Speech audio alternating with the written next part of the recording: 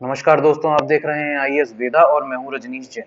Ukraine रूस युद्ध बेहद खतरनाक मोड़ पर आता जा रहा है और दुनिया पर थर्ड वर्ल्ड वॉर का खतरा मंडरा रहा है। इसी बीच नाटो, जो कि एक अंतर्राष्ट्रीय संगठन है, बार बार हमें इसका नाम सुनने को मिल रहा है। तो चलिए जानते हैं कि क्या है नाटो और किन हालातों में नाटो बना। और अगर अभी तक आपने हमारे चैनल को सब्सक्राइब नहीं किया है तो जल्दी से सब्सक्राइब कर लीजिए ताकि नए वीडियो आप तक समय पर पहुंच सके। तो चलिए हम शुरू करते हैं। नाटो का फुल फॉर्म है North Atlantic Treaty Organization. North Atlantic Treaty Organization, इसकी स्थापना 4 अप्रैल 1949 को की गई थी। 4 अप्रैल 1949, 1949। ये डेट बहुत इंपॉर्टेंट है, पेपरों में पूछी जाएगी ये डेट। किस किस द्वारा की गई थी?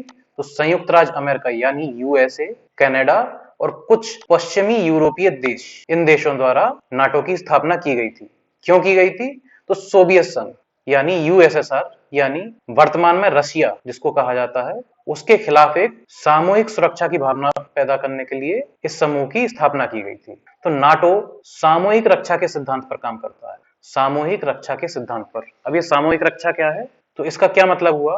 किसी एक देश पर हुआ हमला भी सभी देशों पर हुआ हमला माना जाएगा। यानी इसको हम एक उदाहरण के माध्यम से देखते हैं कि स्कूलों में कुछ मित्र हैं, उनमें से किसी एक मित्र पर हमला होता है किसी दूसरे द्वारा, तो उसके बाकी जो सारे दोस्त हैं वो उसे बचाने के लिए आगे आएंगे और उसकी रक्षा करेंगे। तो पहले तो सभी मित्रगण प्रयास करेंगे कि मामला शांति से सुलझ जाए, लेकिन अगर मामला शांति से नहीं सुलझता है, उस कंडीशन में सभी मित्र जिस मित्र के ऊपर हमला किया गया है उसकी रक्षा के लिए जो भी आवश्यक होगा वह कदम उठाएंगे। ठीक यही उदाहरण हमें एनएटीओ यानी नाटो में देखने को मिलता है।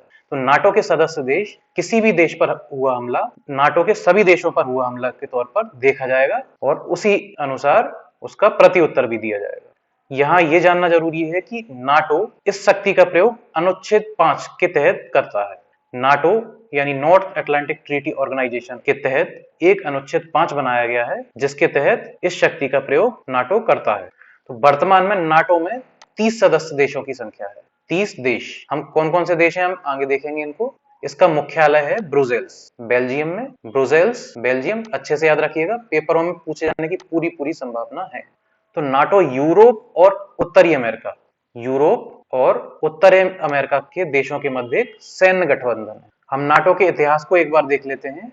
1939 में जब द्वितीय विश्व युद्ध की समाप्ति हो गई थी, उसके बाद सोवियत संघ यानी वर्तमान रूस और अमेरिका, दो महाशक्तियों का उदय हुआ। द्वितीय विश्व युद्ध की समाप्ति होते होते सोवियत संघ और अमेरिका, इन दो महाशक्तियों का उदय हुआ और इन दोनों महाशक्तियों के बीच शीत युद्ध की शुरुआत हुई। तो नाटो की स्थापना जब 1949 में हो चुकी थी, उसके बाद उसी के प्रति उत्तर में रूस यानी सोवियत संघ द्वारा वार्सा पैक्ट 1955 में स्थापित किया गया। 1955 में वार्सा पैक्ट की स्थापना की गई। किसके प्रति उत्तर में? तो अमेरिका द्वारा स्थापित नाटो के प्रति उत्तर में। हालांकि वर्तमान में वार्सा पैक्ट समाप्त हो चुका है, इसका कोई अस्तित्व अब नहीं है, लेकिन तत्कालीन समय में इससे अमेरिका और सोवियत संघ यानी रूस के बीच तनाव में अत्यधिक वृद्धि हो गई थी।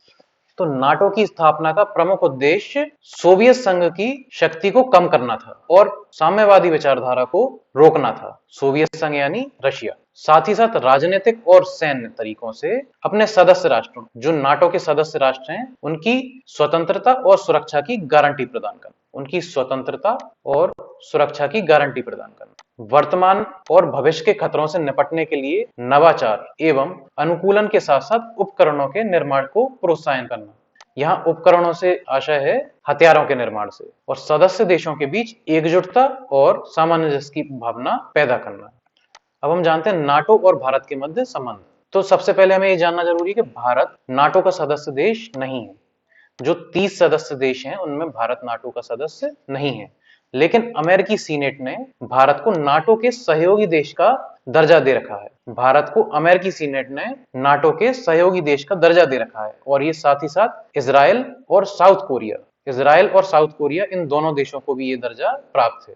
यह आप मेरे सामने देख पा रहे होंगे 30 देश जो कि नाटो के सदस्य हैं। इनमें से कुछ महत्वपूर्ण देश हैं जिनको की हाईलाइट कर दिया गया है, जैसे कि Belgium, Canada, France, Germany, Poland. ये जानना जरूरी है कि नॉर्थ मैसिडोनिया ये 2020 में ही शामिल हुआ है और सबसे नया सदस्य है। 30वां सदस्य है ये नाटो का, जो कि 2020 में शामिल किया गया है। ये सवाल पूछा जा सकता है पेपरों में। तो अच्छे से देख लीजिएगा, नॉर्थ मैसिडोनिया, इसमें है Poland, Spain, Turkey, United kingdom और यूएसए और इटली। ये सारे देश हैं। आप इसको एक स्क्रीनशॉट के माध्यम से भी अपने पास रख सकते हैं। मैप में जितने भी डार्क ब्लू कलर के देश आपको दिख रहे हैं, ये सभी नाटो के सदस्य हैं। ध्यान से देख लीजिएगा, यूएसए है, कनाडा है, बाकी ये यूरोपियन देश हैं। भारत इसका सदस्य नहीं है। आप ये देख सकते हैं, भारत है ये हमारा। इसका भी आप एक स्क्रीनशॉट ले सकते हैं। अब आप लोगों के मन में ये भी आ रहा होगा कि कोल्ड वॉर क्या है। कोल्ड वॉर यानी शीत युद्ध, तो ये क्या है। तो शीत युद्ध में किसी भी प्रकार के हथियार का प्रयोग नहीं किया जाता। इसमें एक दूसरे पर आरोप प्रत्यारोप करना, एक दूसरे की मीडिया एक दूसरे पर तरह तरह के आरोप लगाती है और एक टेंशन का माहौल रहता है कि युद्ध कभी भी छिड़ सकता है। लेकिन युद्ध छिड़ता नहीं है, लेकिन एक संभावना हमेशा बनी रहती है कि युद्ध कभी भी छिड़ सकता है और एक टेंशन का माहौल हमेशा बना रहता है। उसे ही हम शीत युद्ध कहते हैं। इसमें किसी भी प्रकार के हथियार का उपयोग नहीं होता है। उम्मीद है आप लोगों को लेक्चर पसंद आया होगा और अच्छे से समझ भी आ गया होगा। आपको क्या लगता है कि रूस ने यूक्रेन पर हमला करके ठीक किया या फिर जल्दबाजी कर दी? कमेंट बॉक्स में जाकर जरूर बताइएगा। हम मिलते हैं नए टॉपिक के साथ। जय हिंद।